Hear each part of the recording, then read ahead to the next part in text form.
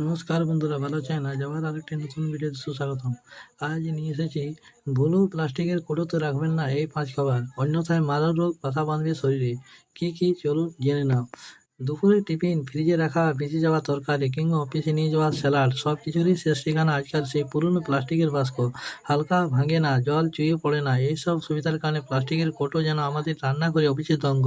কিন্তু জানেন কি, অনেকের সময় এই অসুবিধার জিনিসের শরীরে বড় ক্ষতির কারণ হতে পারে। পারে বিজ্ঞানীরা জানাচ্ছেন, কিছু নির্দিষ্ট খাবার প্লাস্টিকের সংস্পর্শে এলে মুক্তি পায় বিপজ্জনক রাসায়নিক পদার্থ, যেমন বিসফেনল এ, বিফেনল, যা দীর্ঘমেয়াদী শরীর জমি হরমোনের ভারসাম্য নষ্ট করে দিতে পারে, ডেকে আনে ক্যান্সারের মতো মারণ রোগ। বিশেষজ্ঞদের মতে, বিশেষ করে 5 ধরনের খাবার কখনো প্লাস্টিকের কৌটোয় রাখা উচিত নয়, কারণ এগুলি প্লাস্টিকের রাসায়নিক উপাদান টেনে নেয় এবং সেই ক্ষতিকর রাসায়নিক খাবারের সঙ্গে প্রবেশ।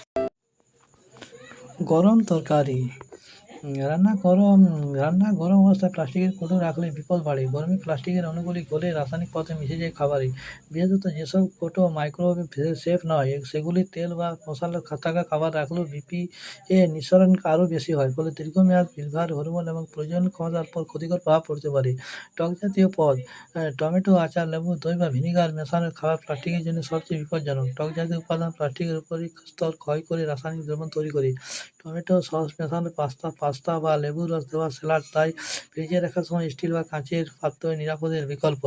লবণাক্ত খাবার, লবণ ধীরে ধীরে প্লাস্টিক ক্ষয় করে। মাছের আচার, শুকনো ভাজা বা নোনতা ভাজাভুজি জাতীয় খাবার দীর্ঘক্ষণ প্লাস্টিকের মধ্যে থাকলে খাবারের রাসায়নিক গঠন বদলে যেতে পারে। বিশেষ করে নরম আবহাওয়া এই পরিবর্তন আরও ত্বরান্বিত হয়, পুরো শরীরে জমে যায় বিষাক্ত উপাদান। দুধ বা দুগ্ধজাত খাবার, দুধ, দই, পনির বা ক্রিম এই ধরনের খাবার সহজেই গন্ধ টেনে নেয়।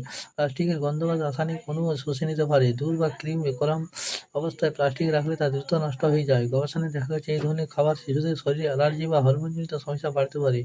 5. অত্যন্ত ঠান্ডা বা জমিয়ে রাখা খাবার।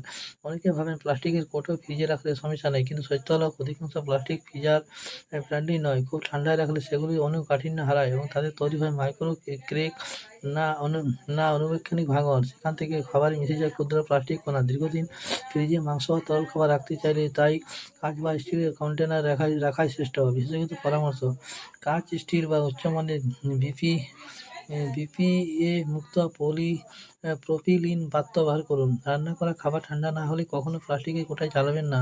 মাইক্রোওয়েভে গরম করতে হলে শুধু মাইক্রোওয়েভ সেফ পাত্র ব্যবহার করুন। এক কথায়, প্লাস্টিকের কৌটো যতই দৈনন্দিন জীবনে গৃহ হোক, সঠিক খাবার বাছাই না করে সেটি পরিণত হতে পারে শরীর